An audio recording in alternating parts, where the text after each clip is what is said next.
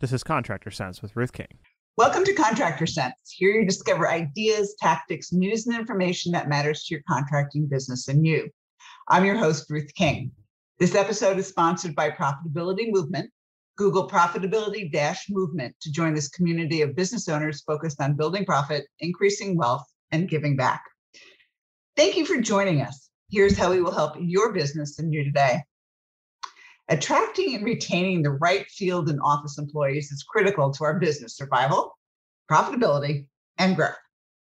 My guest today, Ken Midget, has been a PHCC business owner, an educator, and now serves as the manager and subject matter expert within the Innovation and Enterprise Department of Nationwide Insurance. A mouthful, Ken.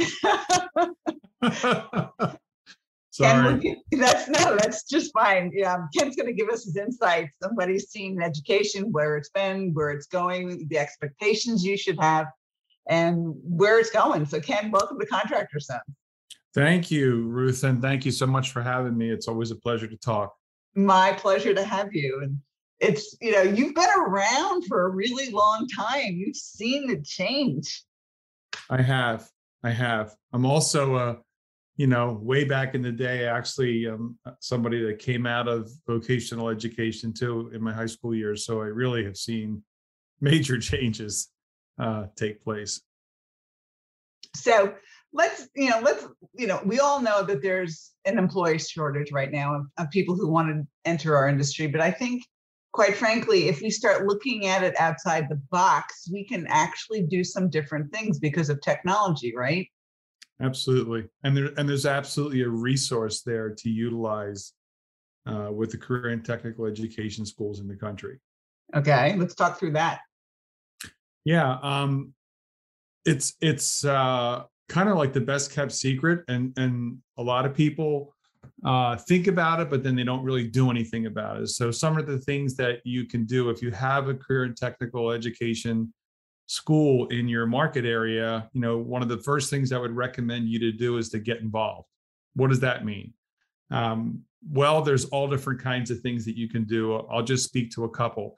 Most schools across the country have what's referred to as an occupational advisory council. Think of it as a steering committee.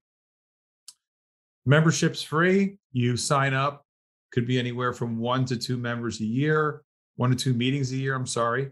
And that's one way for you to become integrated into the program, get to know the teacher, and find out what they're teaching, more importantly, and actually have a voice in what they're teaching, right? So you're there to help steer and advise curriculum, changes in curriculum, new technology, new methods, new tools. There's your opportunity to have your voice heard in the high school setting.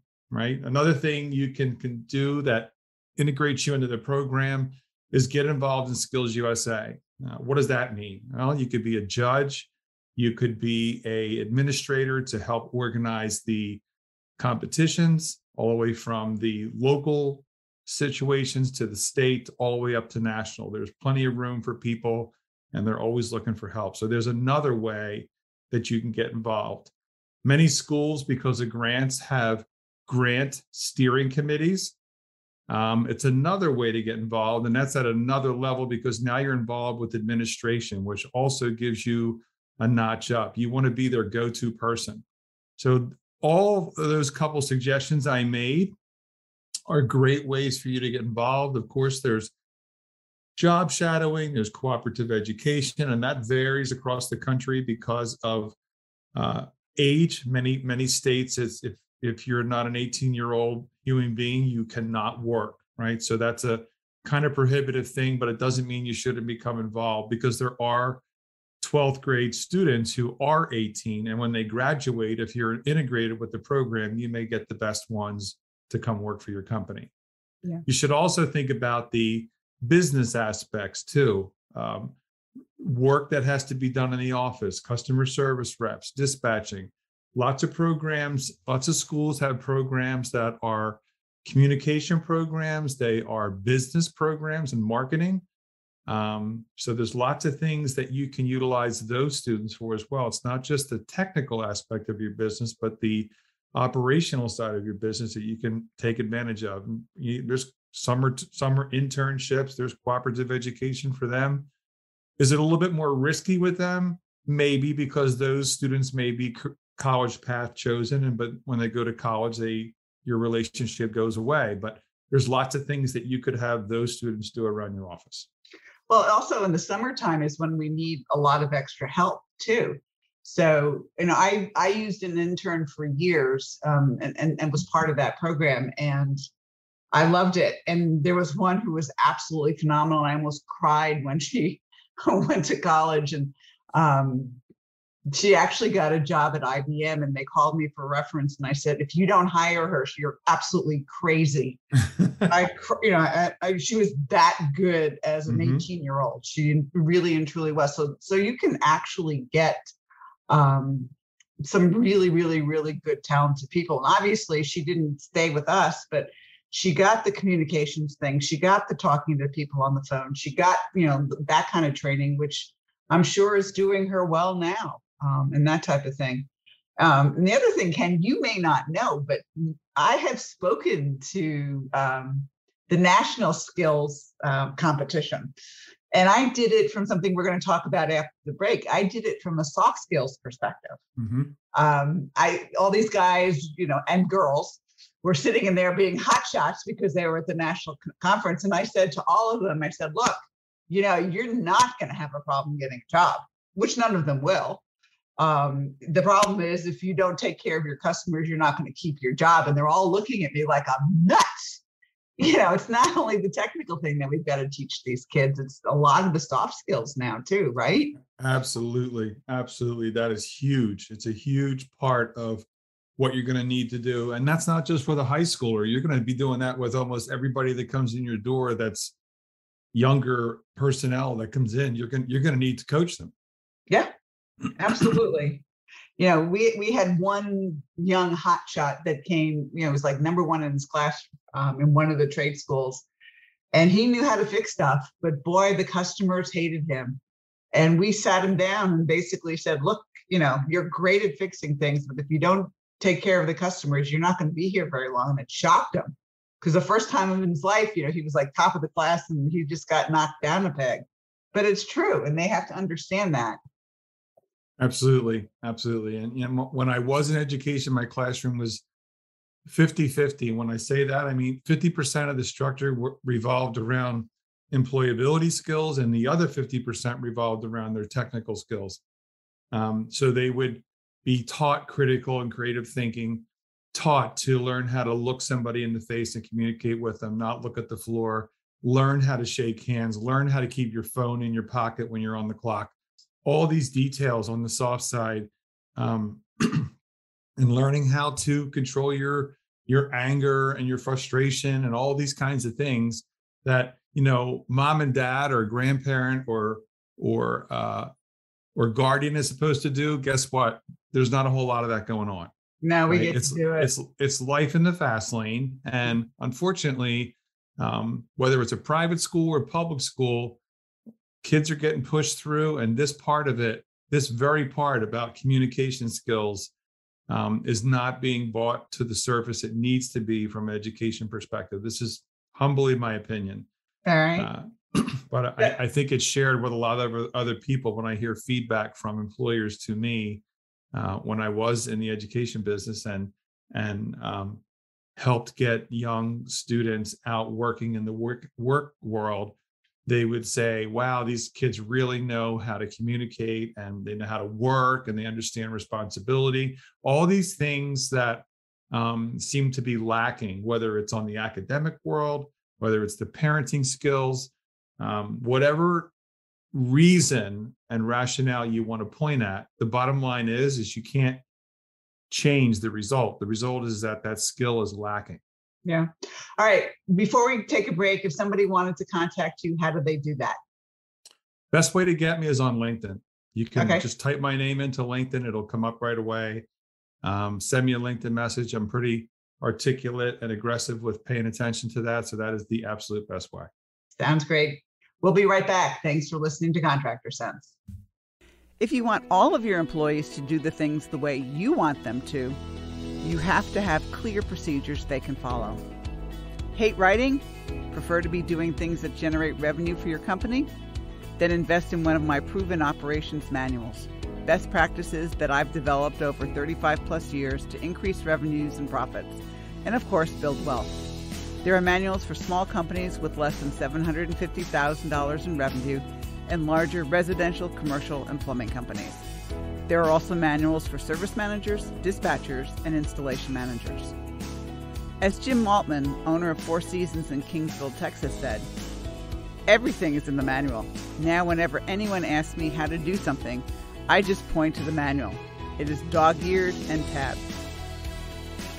And Ricky Martin, owner of Martin Heating and Air, said, "I purchased your operations manual last year and have seen a significant difference in our operations since then." Don't waste your time trying to write a manual. Use my proven procedures. Go to www.hvacchannel.tv or call us at 770-729-0258 for the details on each manual. We're back. Thanks for listening to Contractor Sense. I'm here with Ken Midget, and we are talking about getting employees who communicate and participate and understand responsibility and the things that we all get frustrated about, and how we can do it through what you did, Ken, in trade school. But let's take a deeper dive into it. What would an internship program look like? What would somebody shadowing you look like? What are the programs that we can get involved with that way? Oh, so they're all great things, and they are definitely a great resource to recruit and retain high schoolers. And it's not just the senior who's graduating. Let's be really clear about that. So when I had my program, we had freshmen that worked during the summer. And again, from a global national perspective, you have to know your child labor laws. And most schools aren't going to let you break the law because there's federal money involved, and they don't want laws to get broken as far as child labor laws. So they would probably supersede whatever your insurance policy says. So the process, at least how it is in Pennsylvania and how it was in my program, we would schedule anywhere from 60 to as much as 150 job shadows within a 6 to 7 week program with about 10 different employers and 8 or 9 students. And those students would be the students who were trained on how to communicate. They were vetted through me in my program, and they had transportation responsibilities and all the things that they needed to do. So a job shadow is the person going for a day with the contractor, going in the field or in the office if you're looking for that person. And it's kind of a one-day interview. Look at it that way, a one-day working live interview. So you see what that's like. And it was highly competitive in my classroom, in that, the same employer might get 6 to 7 different students going through this over this period of time. And if somebody said, if one of the employers called me and said, well, we really like this one, we'd like to make sure we get first dibs on that person. If that employer called me, that person got matched up with that employer. And when the cooperative education, which was the next step, came available, then the student was placed in the cooperative education side. And what does that mean? Traditionally, it's whatever way the student would be in your classroom. Instead of being in your classroom, they would go out and work in the field at that time and be paid, right? So that's kind of the cooperative education thing. An internship is slightly different in that they usually fall in over the summer, or they are something that is shorter than cooperative education, in that you may have a big job where you just need some apprentices to maybe, help carry pipe off of a trailer and get it into a job site. It's going to last for 3 weeks. That could happen during the school year, and that's an internship. It could also happen during the summer, where it's a little more stable and more like a 40-hour work week, with what that looks like. COVID has changed a lot of things, and I was very fortunate in the last 2 years of my time as an educator that I was able to prove the value of apprenticeship and apprenticeship hours in the plumbing side, not so much the HVAC side. And I actually had students graduate with their first year of apprenticeship under their belt. And we were able to do that because they were working 8 hours a day, 3 and 4 days a week, and doing 1 day solely for designated academic work in a cyber school environment. These are seniors, but typically they're doing this. The employers loved it because they get the student for the whole day instead of a half a day. The students loved it because they made a lot of money, and they had a lot of their apprenticeship hours tucked away prior to graduation. So that's the better picture. Not all schools are going to be willing to do that. It's a school by school, case by case basis, but it's something that teachers hearing this podcast should certainly lobby for in their programs to see if they can get it to happen. It's still going on now with the teacher who replaced me at the school I worked at. And the kids just love it. And this increases when you get this machine, if you will, going in your classroom. This automatically helps you recruit and get the better kids that come into your school. So that's kind of what started to happen. I had more kids that wanted to be in my program and less kids that did not want to be than the averages throughout the state, right? Because they came in there. There was a waiting list to get in. It was a highly popular program, and that kind of helped raise the bar, if you will, where the caliber of student that I got. Yeah. So that's kind of how that works. And then if you get this person to work for you, most teenagers are not the kind of person that's going to do this gig with you or this dance with you and then come graduation, go work for your competition. Most of them are very comfortable by that point, by the time they graduate, and it turns in a natural progression for them to work, 8 hours a day, 5 days a week for you. The good news for the employer is the employer has got all the HR stuff and how do I do this and who's that person and where's this go and who's that guy and where's this job site. Much of that is all out of the way. So when the gloves really come off when the student graduates, that student's really ready to go. It's like that student's been there 3 months. Yeah, absolutely. So the efficiency is much higher than taking the person who just graduated that never touched a wrench or a screwdriver or knows nothing about the industry for the employer. All right, you mentioned cyberspace. So is a lot of the training now being done virtually? No, I meant from the academic perspective. So the high schoolers have, depending on what grade they're in, they could have a full academic complement while they're attending the career and technical education school. Or if they're a senior, they may only have like 2 subjects. Maybe they have history and phys ed as an example. English. They have, well, English, yes, exactly. Whatever it may be. I always push them to take math. I don't care what else they take, as far as plumbing goes. But if they get those classes to be in a synchronous learning cyber school program where they can just do the assignments on a weekly basis, there's no class attendance being taken. It's based on your production of the work. They can do that work on that one day that they're off and work 4 8-hour days on the other 5 of the week. Got it. So that's kind of how that works. And we were able to get that approved, and it never was like that before. It was always the traditional co-op was whenever the student was with you, they would normally be in the field. And most schools have a morning and an afternoon session. So if you had a morning student, they would go work in the morning for the employer, and they would stop at lunchtime and have to go back to their academic schedule after lunch.